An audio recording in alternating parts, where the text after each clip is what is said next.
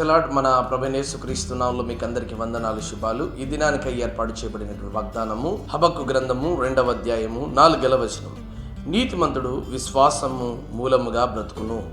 దేవుని బిడ్డలారా, దేవుని వాక్యం తెలియజేయబడుతుంది, నీతిమంతుడు విశ్వాసం మూలముగా బ్రతుకుతున్నాడు అని. ఈ దినాన చాలామంది జీవితాల్లో విశ్వాసం ఎలా వస్తుందంటే, దేవుని వాక్యం వినుట వలన విశ్వాసం వచ్చును.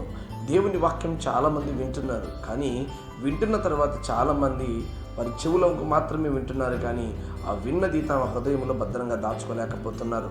ఎవరైతే దేవుని వాక్యమును హృదయ అంతర్గతంలో పదిలంగా దాచుకుంటారో వారి యొక్క వాక్యాన్ని నెమరు వేసుకుంటూ నీతిమంతునిగా నడుచుకున్నటకు వారు ఆశపడతారు. దేవుని బిడ్డలారా, అందుకే నీతిమంతుడు విశ్వాసం మూలంగా బ్రతుకును.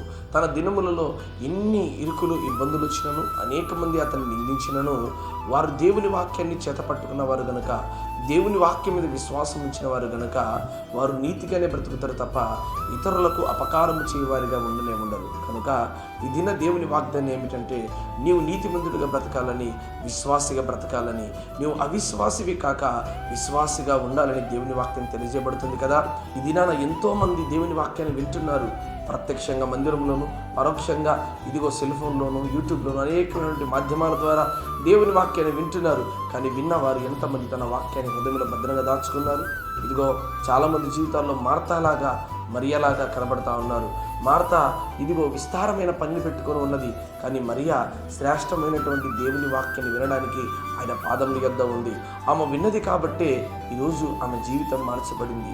ఈరోజు దేవుని వాక్యం వింటున్నటువంటి నీవు కూడా దేవుని వాక్య ప్రకారము విశ్వాసంగా బ్రతకగలిగితే తప్పకుండా నువ్వు నీతిమంతుడిని తీర్చబడతావు.